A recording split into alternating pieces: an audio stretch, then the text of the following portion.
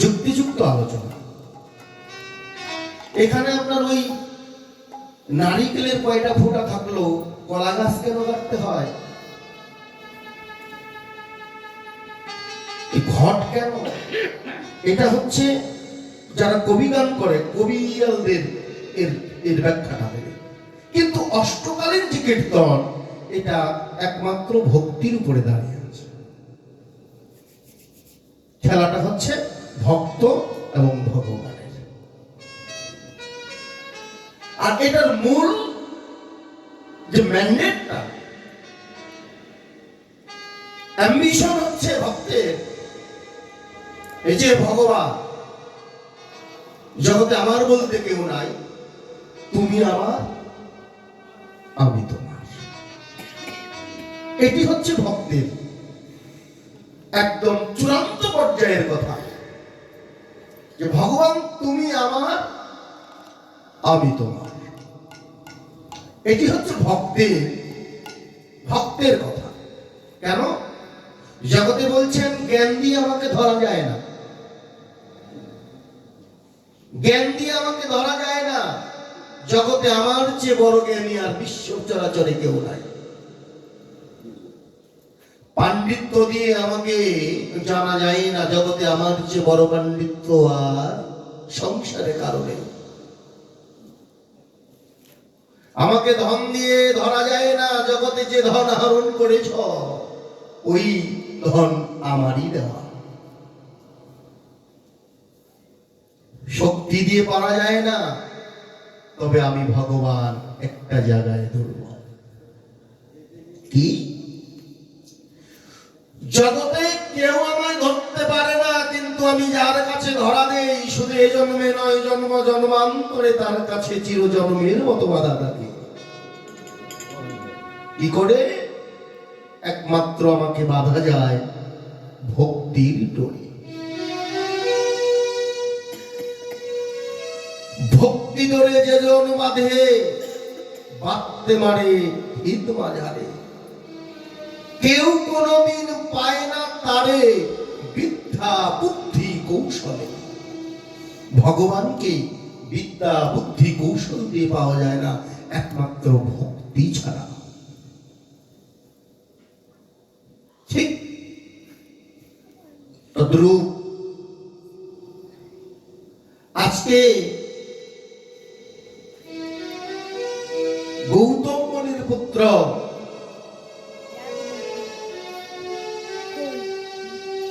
অভিসম্পাদ করলেন কে?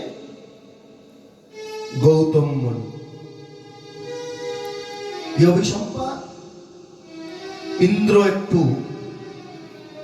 ছল করেছিল, এতে নিয়ে অনেকেই ব্যঙ্গাত্মও করেন যে ইন্দ্র স্বর্গের দেবতা, সে কি করে কুরুপত্নীকে হরণ করতে পারে?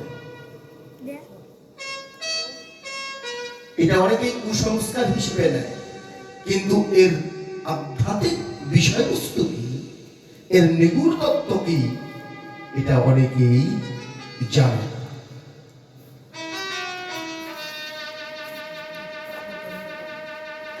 অহল্যার সঙ্গে ইন্দ্রদেবের একটা ইনকন্ট্রাক্ট হয়েছে, আলোচনা হয়েছে। কত বড় ভক্ত হলে এই আলোচনা হয়? কি আলোচনা? কন্ট্রাক্ট। যে হে ইন্দ্রদেব, আমি তো তোমাকে সন্তান জ্ঞানী দেখি, আর তুমি তো আমার মাতৃজ্ঞানী, আমাকে প্রণাম করো। শোনো, যে জন্ম পেয়েছো এই জন্ম হয়তো আর নাও পেতে পারো। তুমি এমন একটা কাজ করো, যে কাজ করলে অভিসম্পাদ গ্রহণ করবার পরে ওই অভিসম্পাদের মধ্যেই যেন গোবিন্দ চরণ এই জন্ম নয় জনম জনম ধরে যেন পায়। ইন্দ্রদেব বললেন, মা তাহলে কি করব?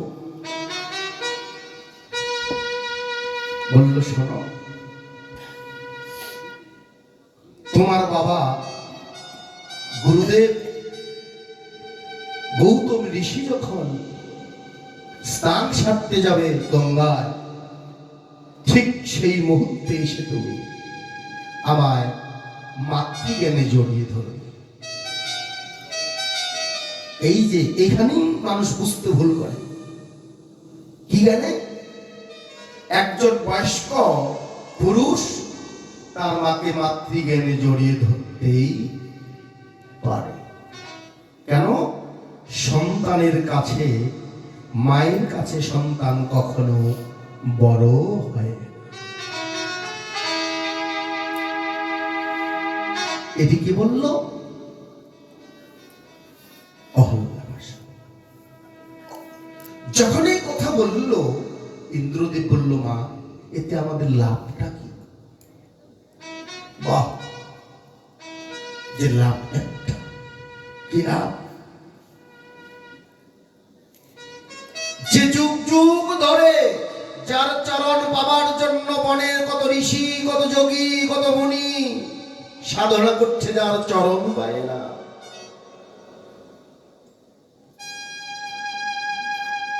তুমি আমায় যখন জড়িয়ে ধরবে, তোমার গুরু গৌতম মণি এসে যখন দেখবে, না বুঝেই অভিসম্পাত করবে। তাই করেছিল।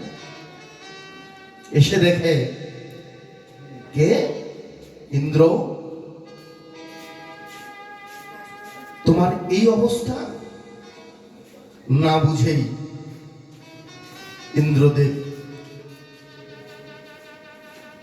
গৌতম বরণী অভিসম্পাত করলেন, ইন্দ্র তোমার সর্ব অঙ্গে ভোগ চিহ্ন। জগতে অভিসম্পাত একবার যদি কেউ করে, এটা সহজে খণ্ডাতে পারে না।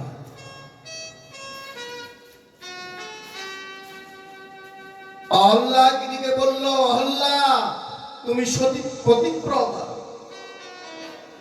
তুমিও বুঝতে পারো না। অভিসম্পাত করলাম, পাষাণে পরিণত হও। সেই সময় অহল্যা হাত জোর করে বলেছিল, হে মুনিবর, তুমি তো ত্রিকালজ্ঞ, চোখ বন্ধ করেই বিশ্ব চরাচরের খবর বলতে পারো। তুমি একটু চোখ বন্ধ করে দেখো তো, ইন্দ্রদেব যখন আমায় জড়িয়ে ধরে, কোন জ্ঞানে জড়িয়ে ধরেছিল?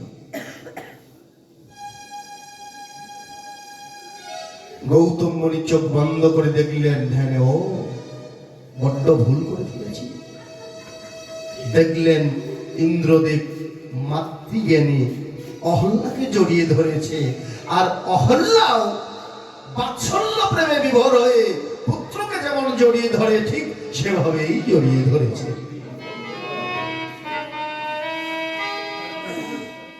গৌতম মুনি চিন্তা করলেন, বড্ড ভুল করে ফেলেছি,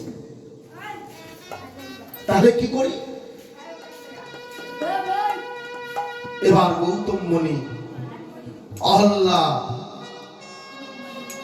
ইন্দ্রদেব চরণে পড়ে গেলেন, হে গুরুদেব, অভিসম্পাত করেইছে, তাহলে এর মুক্তির উপায়?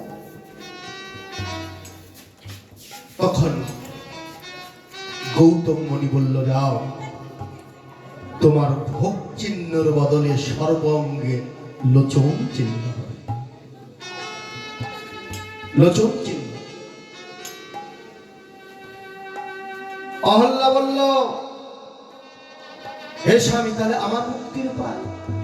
যে তোমার মুক্তির উপায় আগত ত্রেতা যুগে রাম অবতারে তুমি পাষাণ হয়ে থাকবে, ভগবান আগত ত্রেতায় রাম রূপে যেদিন সীতাকে উদ্ধার করবার জন্য বন দিয়ে যাবে, সেদিন প্রভুর চরণ স্পর্শে তুমি পাষাণ থেকে মানবী হবে। কে শুনলেন এই কথা? অহল্যা পুত্র গৌতম মুনির পুত্র এসে দেখলেন মা কান্না করছে। কি হয়েছে? ঘটনা শুনলেন, তখন বললেন, মা তুমি চিন্তা করো না, তুমিও তো আমার মা, যিনি জগৎ জননী যোগমায়া, আমি তার সাধনায় ব্রতী হব। যিনি যোগমায়া তার সাধনায় ব্রতী হলেন। মাকে ডাকলেন, মা স্থির থাকতে পারলেন না, চলে আসছেন, এসে বললেন, বলো কি চাও।